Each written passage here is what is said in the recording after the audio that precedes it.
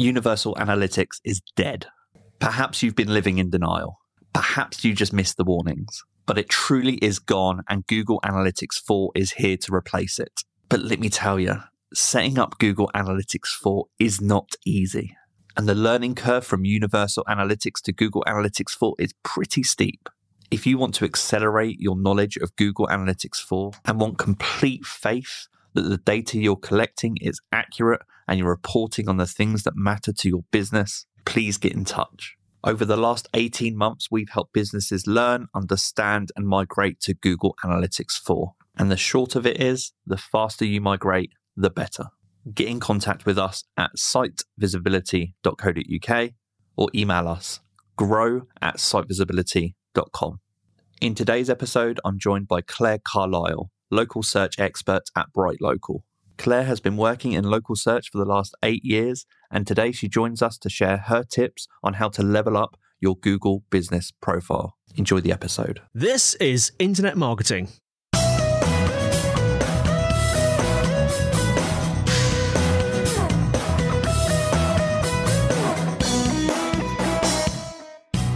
Describe a little bit about your role at BrightLocal and also what else that you do. I know that you're a speaker. I've been reading your blog posts. What else do you do? So at BrightLocal, I am the local search expert, which basically means that I get to write lots of content. I get to write and record courses for the academy. I also get to go to events and speak. And it's lovely to be involved with all of the processes within BrightLocal for their software as a service and also their content teams. And so that's what I do there. And then I am also a chartered marketer. So I work for myself at Claire Carlile Marketing, working with all sorts of businesses, but mostly those with some sort of local presence. You mentioned that you're a writer, you've written lots of posts. I am curious, is ChatGPT now a part of your process? How are you using it? I am not using it. That was very firm.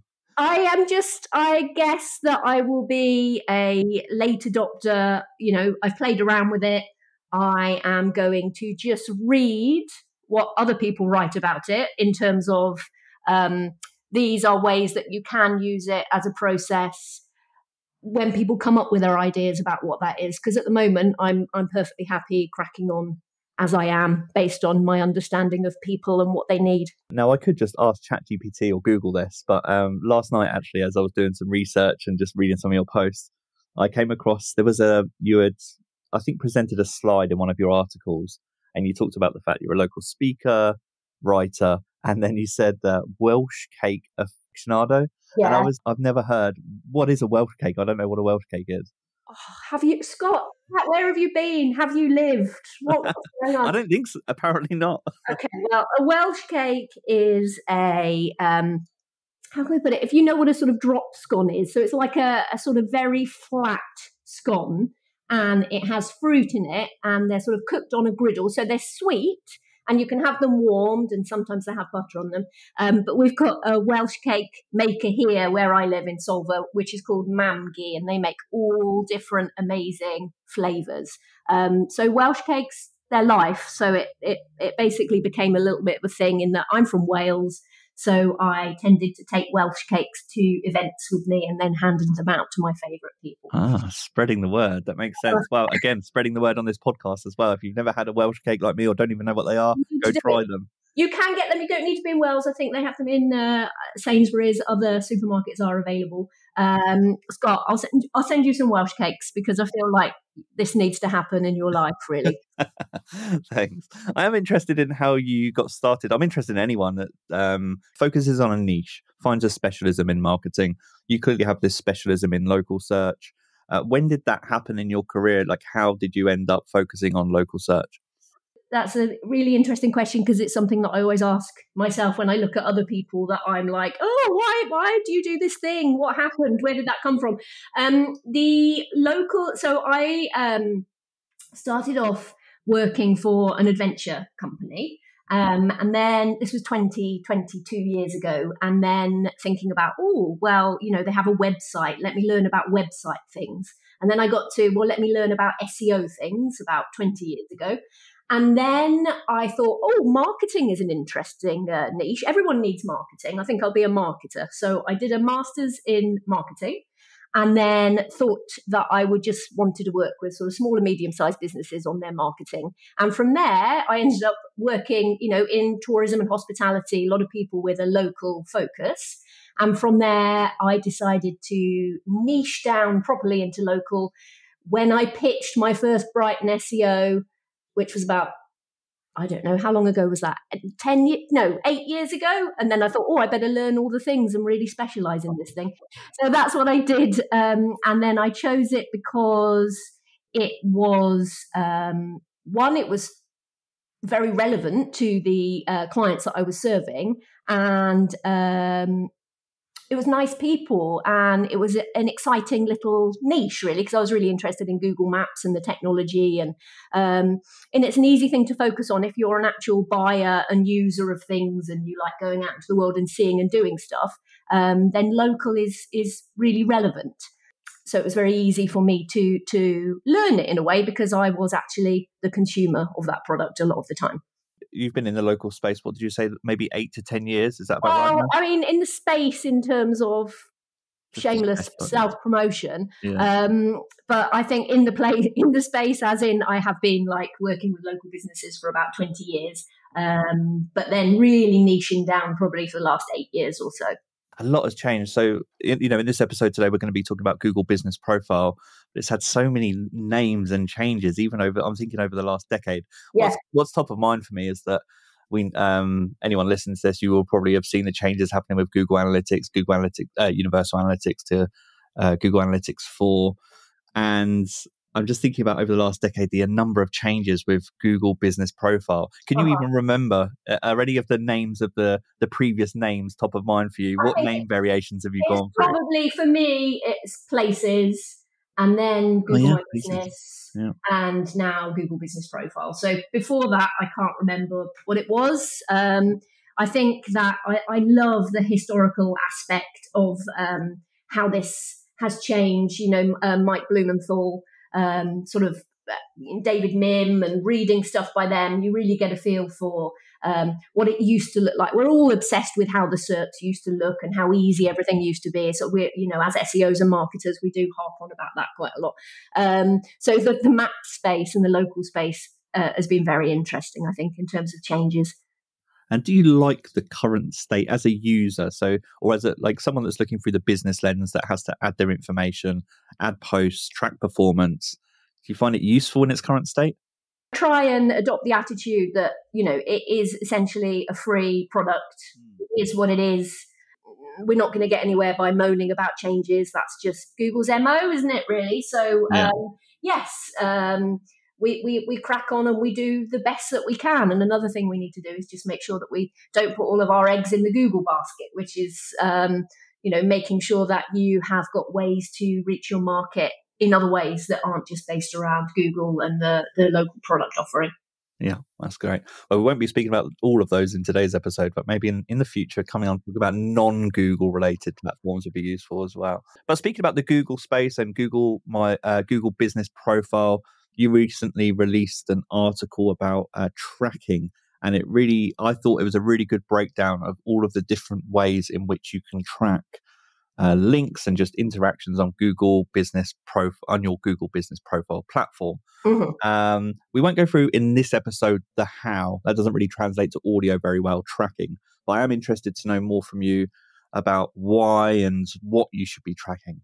So just starting off with Google, I keep getting it wrong myself. I keep going to say Google My Business because it's been ingrained in my head for so long. But going through Google Business Profile tracking, what should people be tracking? If you could just break down all of the things that people should be tracking. Okay, so I think that piece I updated recently just to include a little tiny token bit on GA4, but I wrote that piece originally probably about 5 years ago. So it was when it was still GMB.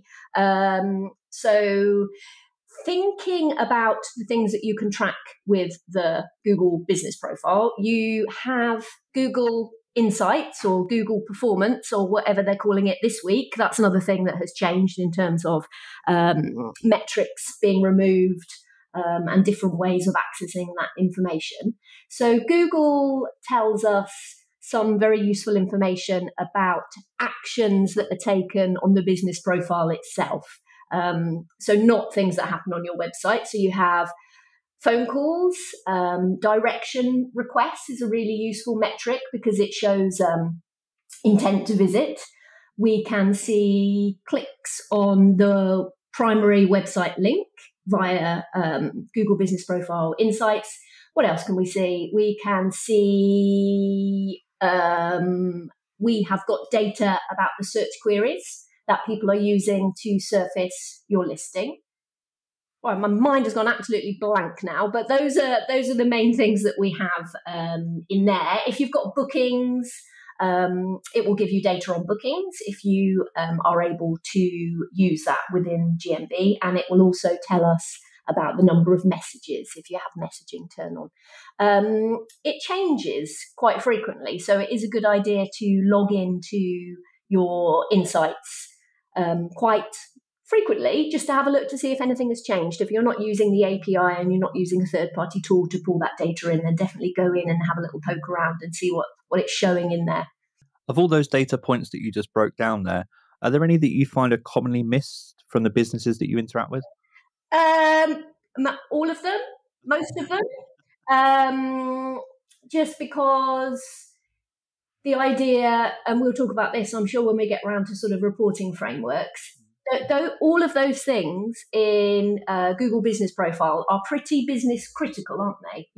Phone call is, in terms of intent, all of those actions are pretty essential. So pulling those things into one dashboard somewhere, being able to compare those metrics, looking at them in terms of directionality, are we getting more phone calls, less phone calls? Why might that be? I think that actually analysing those metrics, making sense of them and using them to answer business critical questions is something that's often overlooked with a lot of businesses.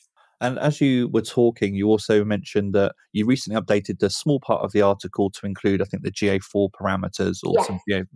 I think I remember reading the article that you said, even though these new parameters are introduced in GA4, you're not using any of the new parameters just because they're not necessary. Was that right? Have I remembered that correctly? Yeah, for me, what we didn't look at there when we talked about metrics, we just looked about the GBP stuff. What we didn't do is talk about the whole reason that we add UTM tagging is because Google doesn't give us any information about what people that come from Google Business Profile then go on to do on our website. So there's lots of other bits in there. There's a massive, pretty big measurement piece within that. So I think with the GA4 switchover, if you have been using UTM tracked URLs to feed into your reporting and your measurement framework, then I see myself as a pretty typical marketer in the sense that a bit of a last minute panic. Everything was set up in GA4. I just don't necessarily understand everything about it. I think that's probably quite common. So my question for myself was, how's my UTM tagging? How I actually drill down into that data? What's the difference between UA and GA4? So there are these additional parameters that have been added to the UTM tracking framework. I don't think that Google is actually using them at the moment. That was my understanding of it. So I just flagged them up. But if someone has implemented UTM tagging using the framework that I suggest in my piece, nothing changes in GA4 apart from how you actually access and pull that data out. So it's still a robust framework in terms of you don't need to go and change your UTM tagging for GA4. Okay, yeah. And on the topic of UTM tagging, I've seen this come up frequently over the years. Tools or systems that help with the management of UTM tracking to keep it consistent. Any you recommend? What do you recommend? I recommend, first of all, thinking about how data is managed within your organization. So if you have someone that looks after data and reporting, then I think popping in and having a chat with them about what your suggestions might be with UTM, you need to work out whether or not it's going to balk their framework and whether or not your suggestions might be robbing traffic from one department that might not be very happy about it. So that's probably the first step is make sure that what you're planning to implement fits within an existing framework. If there isn't an existing framework, then it's quite likely that the framework that I set out in my UTM tagging magic sheet will probably work for your organization. And the other thing that you were talking about that was really interesting to me was you mentioned API, and I thought to myself, I actually haven't really ever thought or looked at the Google Business Profile API. So when the metrics that we've talked about, the things that we're able to track, and just the Google Business Profile metrics that we can access via API, do you tend to take that information and report on it using something like Looker Studio? What's your process for reporting on Google Business Profile information typically? Yes. So generally, the Google Business Profile specific data and also the Google Analytics data, I pull everything then into a Looker Studio report. So I can look at both of those things, have like a monthly dashboard plus a sort of yearly metrics. So everything gets pulled into that generally. And is that something you'd recommend for most businesses? Is there any reason to do that? I guess it's because you don't want to be splitting your time between Google Analytics and Google Business Profile for your information, right? I guess that it brings everything into one place and you become, in a way, I don't know if this is the right word, platform agnostic in a way. So if you're measuring the things that you need to measure in one place, and then you decide you're working with a different provider for to get the API data, you don't have to worry about that because it's all coming via one source, which is actually the GMB API. The thing is, there is no native connector for Looker Studio. So you do need to, if you're doing that, then you need to find a connector that's going to work for you. Any connectors that you recommend? Or am I allowed? Obviously, there's a Supermetrics connector. And then it all depends on how much money you've got, how many locations you've got. I personally use Jepto, which has a free connector. I think it's not for very many locations. And then Jepto do a very, I don't see myself as a data person. So it does the clever stuff where it pulls it off into the secret place in the cloud. And then you can then pull that back down. Basically, it's all via BigQuery, thingies. So that is Jepto. And that can, you can pull, you put together they have a template, but you can also put together your own reports. They're very responsive, helpful. So that's what I have used up until now. But just working on new dashboards myself, because that's the thing is GA4 gives us this chance to be very almost to start again in terms of, okay, well, this is the data we've been pulling. Let's go back to how this actually serves the business. Let's have a look at our goals. Let's have a look at our events. Let's have a look at what we're measuring and why we're measuring it. So rather than just sort of slavishly trying to basically copy that over, it gives us a chance to say, is this still important to the business? Is this still a data point that we need to measure? So for all of my clients, it's given us a really good opportunity to not even think about how we're measuring. It's thinking about what we're measuring, why we're measuring it, and what the business is going to do with that data. So it has been a nice fresh start. And what was the name of the second connector that you said there? Was it Jepto? Jepto, Jepto. Jepto. Right. Thanks. That's great. I've never heard of that. So that's really good advice. Thanks for sharing that.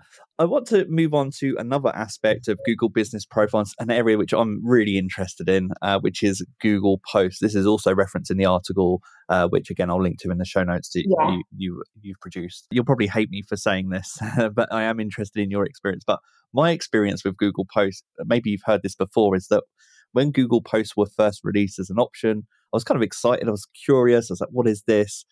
We posted a lot from our agency, I think like maybe weekly or twice a week. And then at some point, we just stopped. And I'd like to say that for us, we probably stopped because the data wasn't like showing that it was worth our efforts or something to that effect. I honestly can't say with certainty that that was true. And I just realized that coming into this episode, I actually don't know the current status of Google Posts and really what's happening with them. So tell me about Google Posts. Are you seeing them used effectively for businesses? Is there hope for people out there using Google Posts?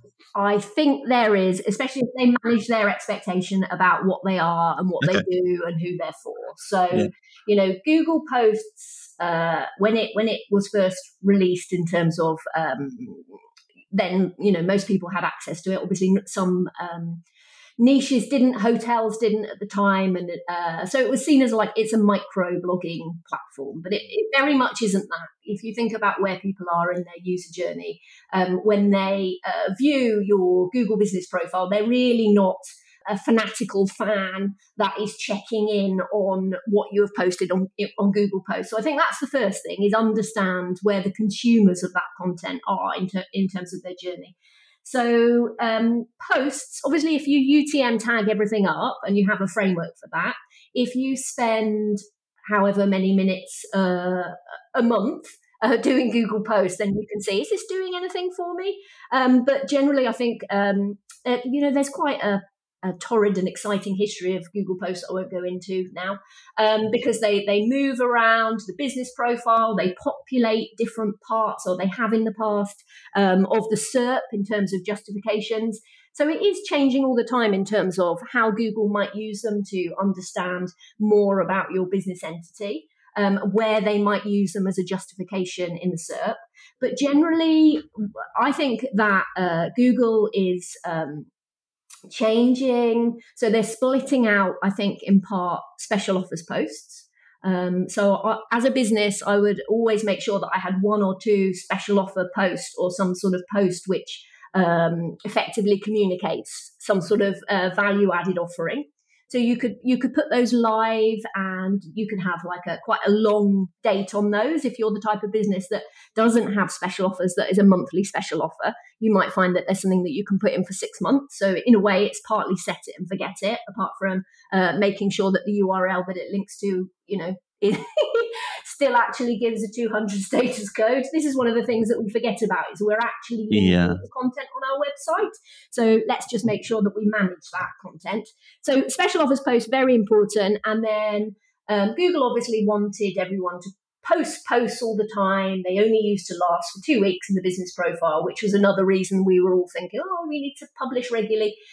They sit there for 6 months now. So if you have got some sort of messaging, which isn't, I'll post a link to my blog, it's something that is going to be important in terms of helping a customer make a decision to choose your business over another. So maybe an amazing review, an awesome bit of news where you've got an award, or it could be because there's a new product or something like that.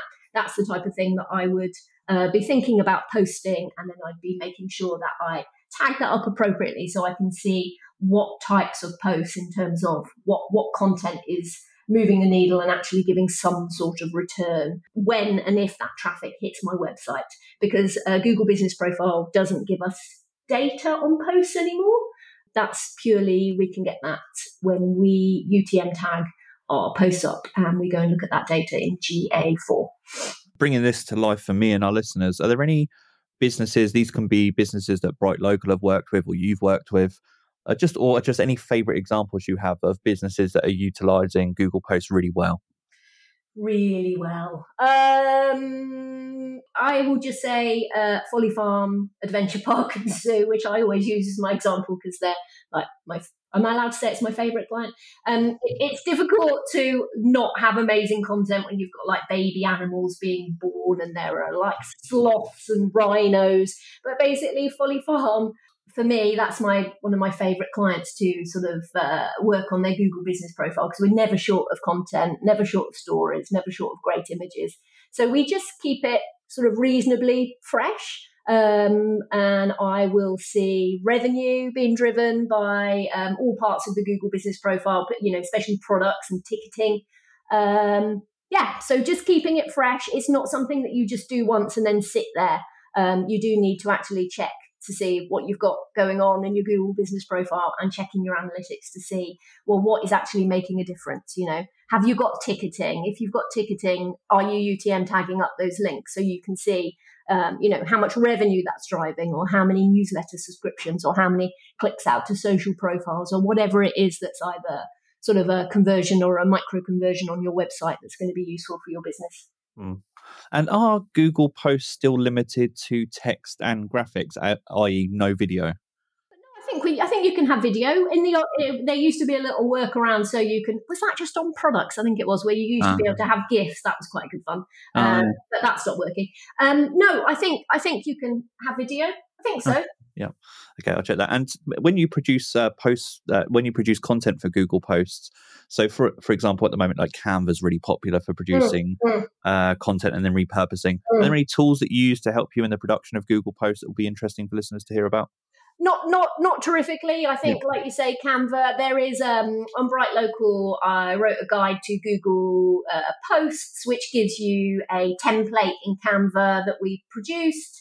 It gives you the general, you know, it changes all the time because obviously Google Posts look very different depending on how Google is actually showing them in the interface, what device you're using. So I think one of the biggest things is come up with a simple template, use it, and then just keep an eye on how it looks. One thing that I do is I use Mobile Moxie, so I know what my business profile is looking like, you know, either daily or weekly or monthly across devices.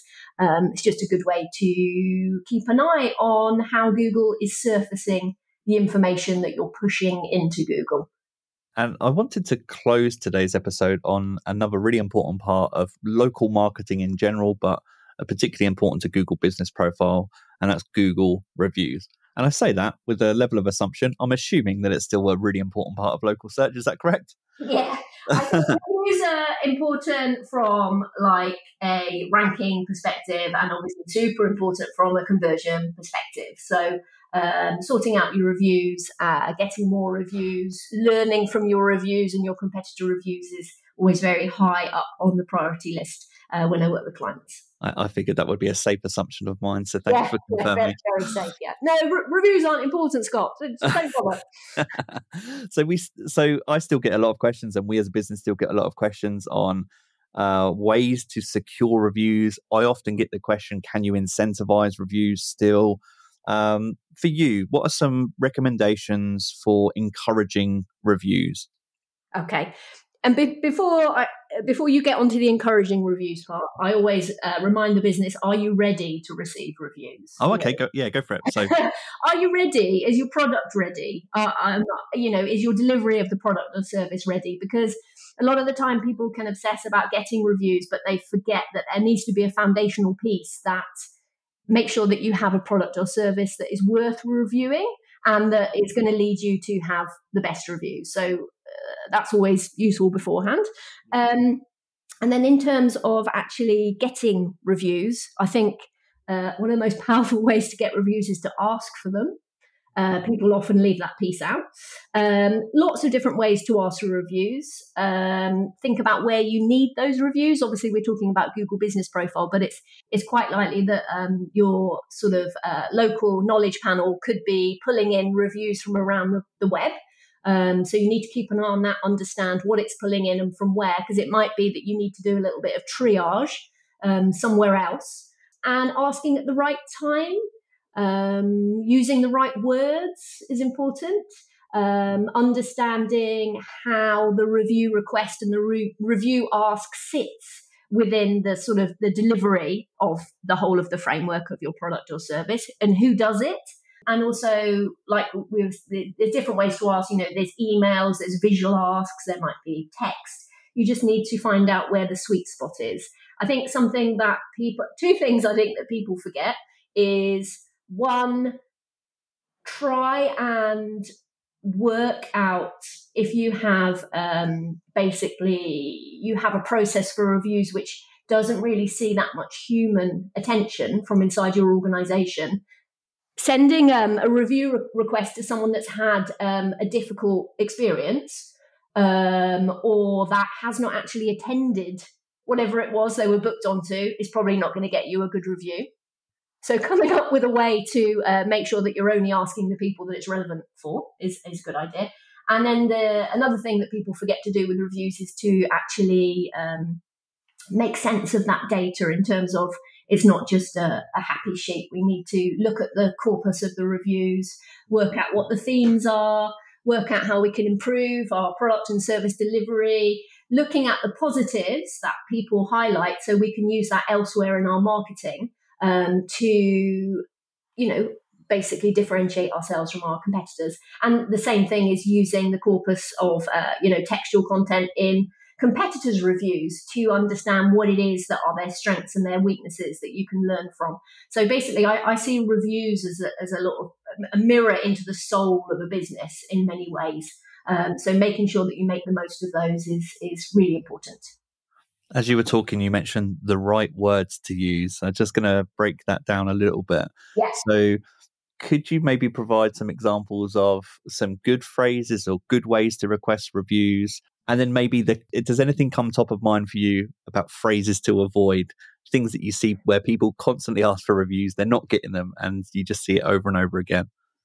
Yeah, I think in terms of if you've got some sort of process and you're asking over and over and again, however many reminders you're doing as part of an automated process, I think everyone needs to look at that because, if you're sending a review request and an ask again, and then another ask after 3 weeks, but you're only seeing like a 0.5% conversion or whatever, it's probably not worth sending. You're more likely to make people cross and upset with you than you are to actually get what you want, which is ideally a positive review. And in terms of the actual ask, there's lots of stuff that has been, written recently on how, what are the best types of reviews. Obviously, textual content is good. More textual content is better. Reviews with a photo are great. Reviews that use the words, your sort of whatever your service offering is, those are really good as well. Because reviews can often be pulled through by Google into justification. So if someone's making a search for, orthodontistry for children or something, and then you have got reviews which are about those things, then it's quite likely that Google could pull the content from that review through into the SERP, into the 3-pack to sort of highlight your listing. So one of the ways that you can do that is, so rather than saying, we hope you like the thing that you did with us, please write us a review, you could say, I hope that, it all depends on whether or not, if you're a small business, I think you'll see a really, really good rate of response and you'll get very full reviews the more personalized that you can be. So I hope that your dog, Benji, enjoyed his grooming session with Kath at our Brighton parlour. Blah, blah, blah, blah, blah. Don't forget to, hope you have a nice holiday in Cyprus or whatever it is. Obviously, the more personalised you are and using the either the attributes, what do you want to be known for? Do you want to be family friendly? Do you want to be cost effective? Do you want to be good for students? Whatever. If you're using some of those words in your review ask, it is more likely that people will also use those types of words in their review. The same way if you ask them questions. So you can be quite leading in terms of the words that you use, but I think it's finding the sweet spot for businesses in terms of, well, what can we actually do internally given the resource that we have? Because not everyone has 5 minutes to write down, or 10 minutes to do this like amazingly personalized review request. But if you're the type of business that, has a high value product that people won't choose that many times, then putting a little bit more time and effort into your review requests might mean that you're getting better quality and more reviews. I think there's loads of great advice there. And you provided a really good fictional example of like the words to use to encourage reviews. Final question. Are there any businesses out there that just you think do a really good job of this, encouraging reviews? Any that come top of mind?